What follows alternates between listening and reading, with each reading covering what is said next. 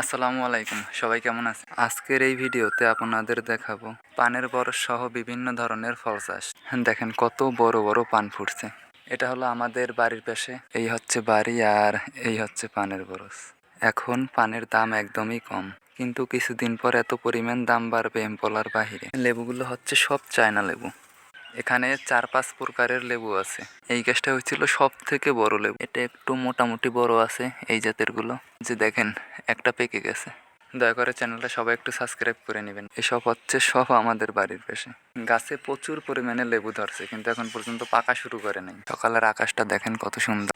দেখেন আমি লেবুর কলম করছিলাম। এই যে ডালটা, এই ডালটাই হচ্ছে একটা লিচু গাছ। আসলে ওই কলম পদ্ধতিটা একদম সহজ। এটা হচ্ছে পুরুষ পেঁপে গাছ, তার জন্য নিচ দিয়ে ফেলে দেওয়া হয়েছে যাতে এটায় পেঁপে ধরে। চলে আসলাম পানের বরজের ভিতরে। পান জমাতে জমাতে পচে যাচ্ছে, কিন্তু বেড়ানো হইতেছে না, কারণ এখন পানের দাম একদমই কম। কিছুদিন পরে পূজা শুরু হবে, আর ওই সময় পানের দাম অনেকটা বেশি থাকবে। যখন পূজায় দাম বাড়বে তখন এগুলোকে বিক্রি করা হবে। ওই যে দেখেন বাড়ি, আর এই হচ্ছে পানের বরজ। পানের বরজের ভিতরে 20 কচু গাছ লাগানো হয়েছে। দেখেন, যাদের পানের বরজ আছে তারা সবাই পানের বরজের মাঝখানে ওই রকমের 20 কচু গাছ লাগায়, যাতে কারো নজরে না পড়ে। এই যে দেখেন পচা পান।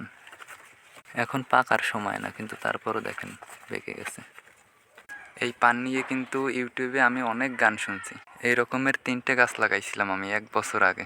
ওই 2টা বেশ বড় হয়েছে। এমন কায়দায় পেঁচাইছে রে আল্লাহ।